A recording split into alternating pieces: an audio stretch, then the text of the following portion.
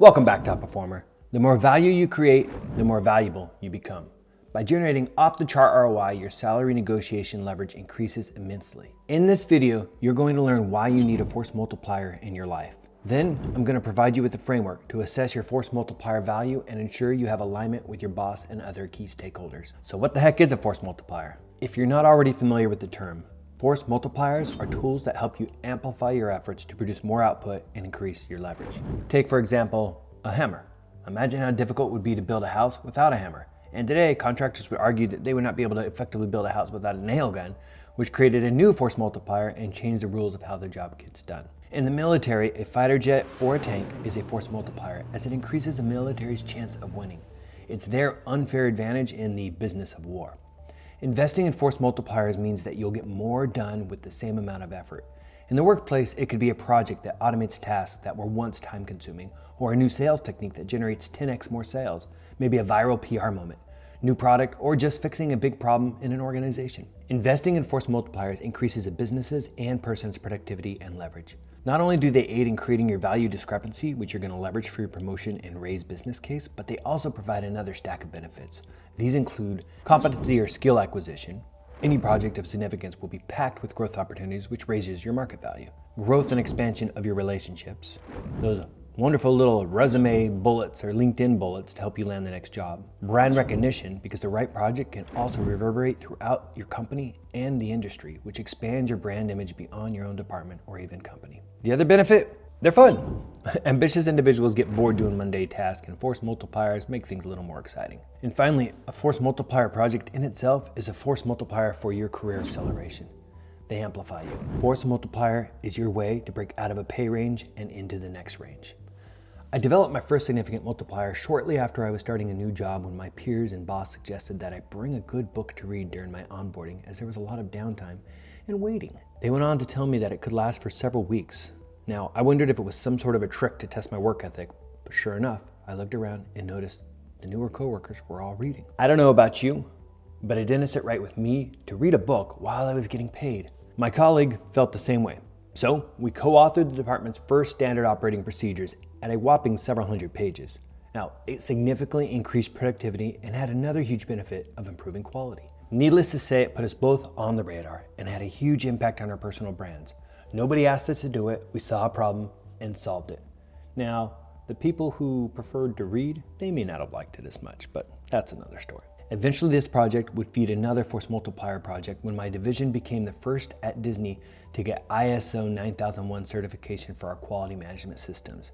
This saved the company millions by improving quality and productivity through error reduction. This then led the way for automation because the standardized processes created consistency, which made automation a natural next step for things like DVDs, electronic press kits, posters, menu localization, and more. Eventually, this led to me being asked to bring the same operation and innovation mindset to the on-lot facilities at Disney, where I managed a team of 80. My team and I then proceeded to implement similar force multiplier systems and automations to create and deliver movies for the world to enjoy. The right multiplier can be more powerful than 10, 20, 100 people, even 1,000. And if you create or play a significant role in that multiplier effect's creation, it has a huge impact on your career. They can even reverberate across the industry, making you even more of a hot commodity. But even if they just hit big within your organization or even your department, it is a huge win for you. So ask yourself, what is your force multiplier? The one that takes you from being a single force to a multiplied force. Your goal is to look for opportunities to introduce multipliers for yourself, your team, and your company, maybe even your industry. A year that goes by where you're not driving something of significant value is a year when your market value decreases or stays neutral. And if you're not moving forward, you're falling behind. Once you have brainstormed a list of potential force multipliers, you want to narrow it down to your strongest candidates. It can be extremely frustrating to spend loads of time on a project that is valuable to you, but not to others. You proudly put it on display during your end-of-year review, only to see it held little value to your boss or organization. Here's how to identify and evaluate your force multiplier so that you have the one that drives the biggest impact. The first gate a project needs to pass through is what's the business value potential versus its chance for success.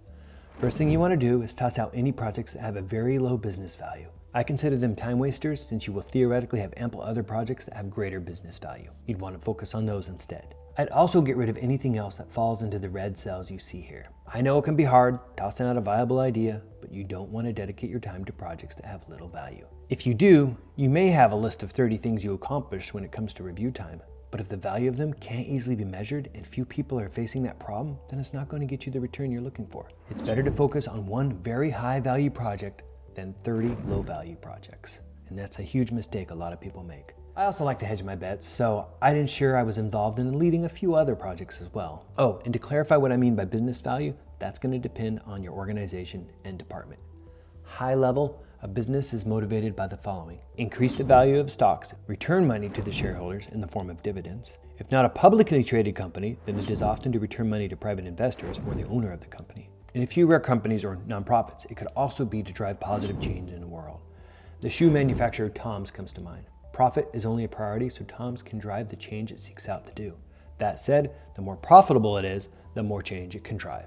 Here's an example that might not seem so bottom line driven, but I assure you it is. Human resources. The people who play a critical role in recruiting and hiring will make or break a company. Well-known recruiter Jorgen Zundberg put the cost at onboarding an employee at $240,000. And according to the US Department of Labor, the price of a bad hire is at least 30% of the employee's first year earnings. For a small company, a 5-figure investment in the wrong person is a threat to the business. Further to this, the training and onboarding that team members receive can give a company the edge. A successful onboarding can shave at least 2 months off the first year from a productivity perspective. Take, for example, the SOP I created so that people didn't have to start their job reading a novel. Additional benefits come in the form of ensuring the team member can best engage with customers and their team members. It will also decrease errors. They also play a role, along with senior leadership, to shape the culture, which is the immune system of a business, to shape reward and recognition programs and help develop a deeper level of engagement, which helps the employee retention, once more decreasing the cost of the company. As you can see, these can have some of the biggest impacts on the bottom line. I share them as this is one of the examples where I hear people suggest it isn't easy to track the value add. Benchmark where your organization is today and then start putting your ideas in place to step it up.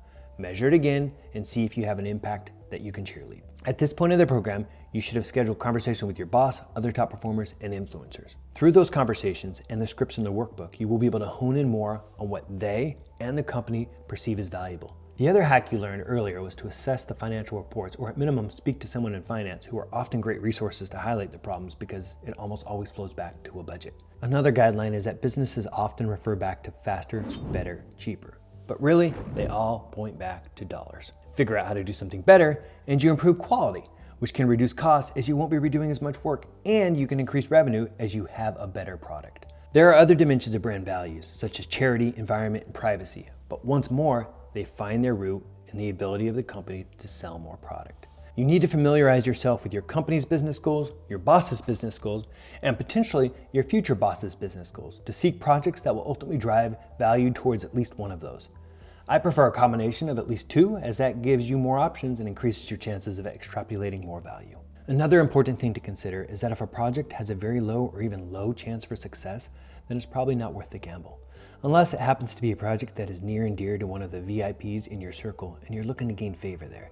In that case, you're enacting the role of reciprocity, plus you still have a chance that the gamble will pay off. You should strive to come out of this exercise with at least 5 ideas that make it into yellow or green. 10 is even better. All right, let's summarize the next actions.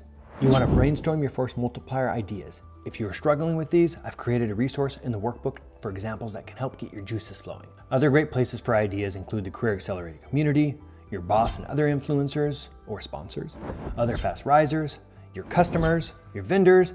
Get brainstorming or interviewing some of these individuals and then narrow down your best ideas. Once you've narrowed down what you perceive is your strongest opportunities, you're going to use the RICE scoring model, which we'll discuss in the next video. If you're wondering how do you know how much value you should be adding, this is going to be company and role dependent. The best rule of thumb is to be contributing results similar or greater than the role above you. This ensures you're constantly playing up to your next level role and has a tendency to greatly lift your profile since you are punching above your weight class.